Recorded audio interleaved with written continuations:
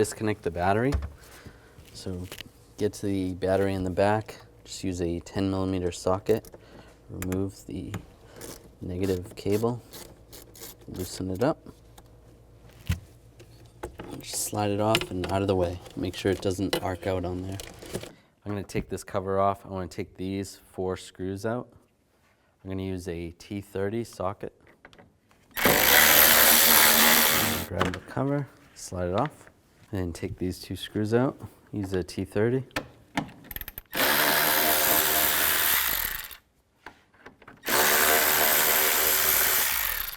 And these 2, same T30.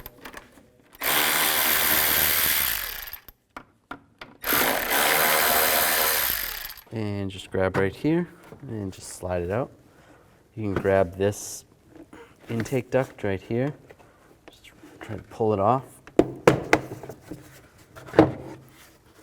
Just get that out of the way. Disconnect this connector right here. Just push on that tab. And just try to slide that off, just like that. And it's held in right here. Just slide that clip off. And take this connector off. Push on those 2 tabs, slide it out, set that aside.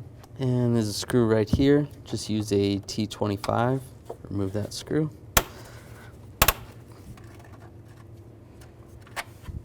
Pull that out. Just pull this push pin out right here.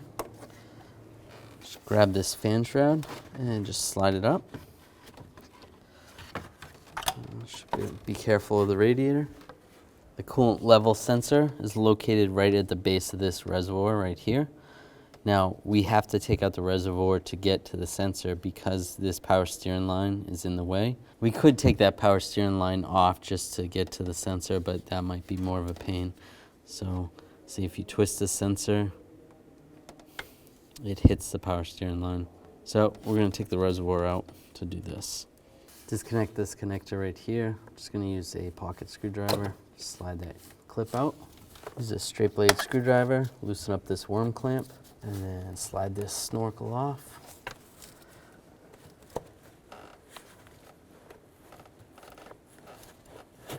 Just like that. And just grab the air box right here and just pry up. Just like that. There's some rubber grommets right there. And I'm just going to take this cap off the coolant reservoir, just so the coolant drains out a little faster. We're going to take the shield off. There's all these screws all along here. They're 8mm. There should be one there, and then the same on the other side. Use an 8mm socket. Take all these out. There should be one right there as well.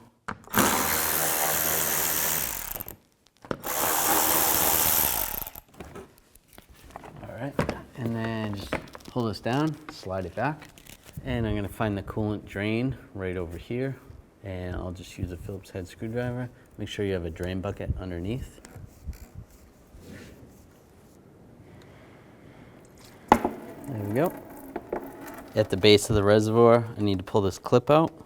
Just grab it. Just slide it towards the passenger side of the vehicle. Just to that location right there. Now I'm going to have to pull these coolant hoses off, or this junction right here. I'm going to use a pocket screwdriver, get underneath these clips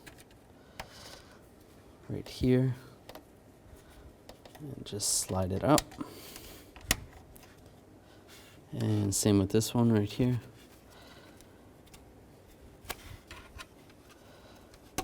And slide it up. I should be able to wiggle this. Just back and forth. Just be careful. You don't want to break it. Just put a little bit of pressure. Just pushing it towards the back of the vehicle.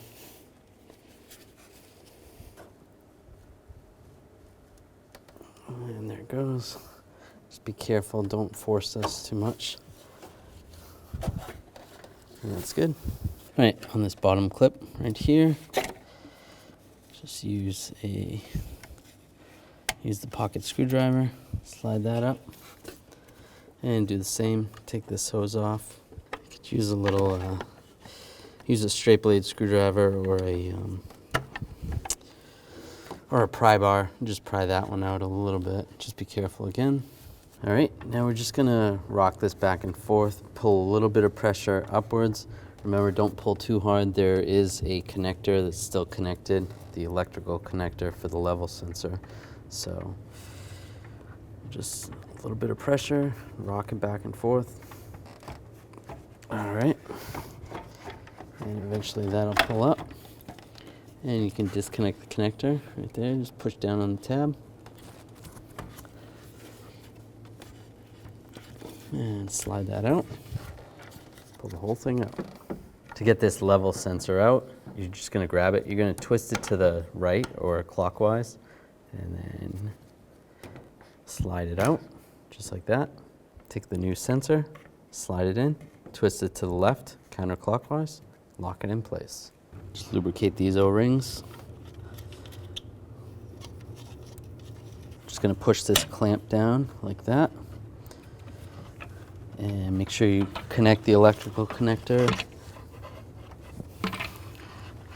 right there. Plug that in first. And we'll just slide this in position. I'm just gonna support from underneath and just press down.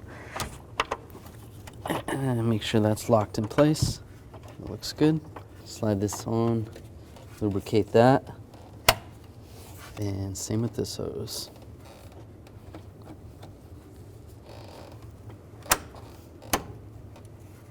That's good. Slide the fan in.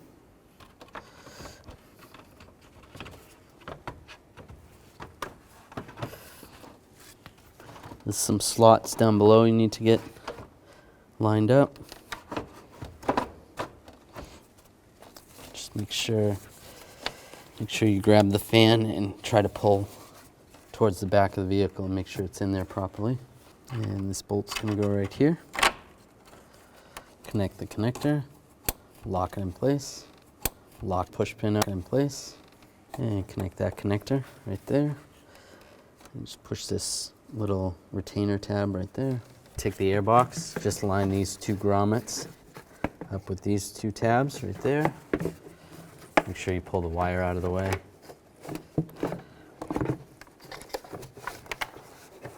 And those are lined up. Just push down, lock it in place.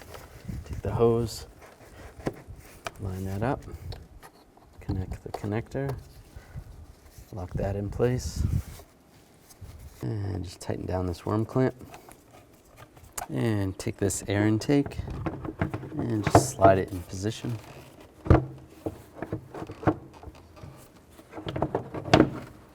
Just like that. Reattach it over here on the airbox.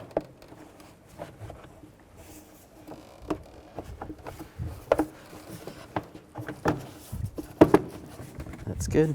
And line those screws up. Get these all started and then you can snug them down.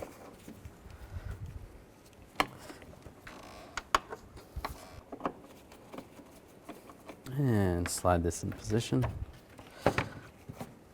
Put these screws in.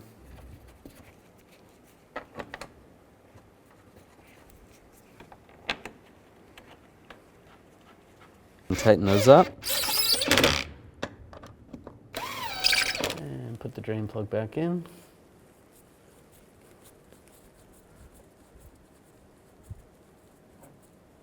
And just snug it, not too tight. Now reinstall this panel. Just get it lined up. That's good. Take all the bolts. I'll get those all started first. Now I'll just go around and tighten them all down. Now we're going to reconnect the negative battery cable and tighten up the nut. Just make sure you wiggle it, make sure it's tight. That's good. And you want to fill the system with the appropriate coolant. There is a bleeder screw right here. If you need to access it, you can take this piece off right here and then you can loosen that up.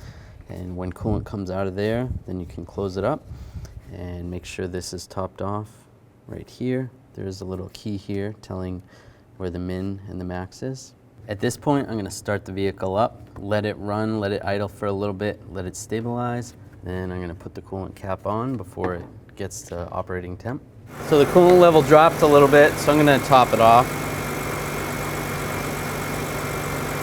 Put the cap on. Let it run, let it heat up. Make sure you're constantly monitoring the temp gauge. It's always a good idea to turn the heat up while you're warming this up and just make sure you feel heat coming out.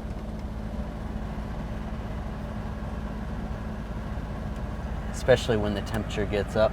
If you see the temperature is already up there, just make sure the heat is coming through. You can always hold the RPMs up a little bit while you're doing this. Just constantly monitor that. Just make sure the temp doesn't go in the red. After the vehicle's run for about 10 minutes, it's warmed up, and you actually feel heat in the dash, then you can shut the vehicle down and let it cool down. You don't want to take this cap off while it's hot. Once that's cooled down, take the cap off and adjust accordingly.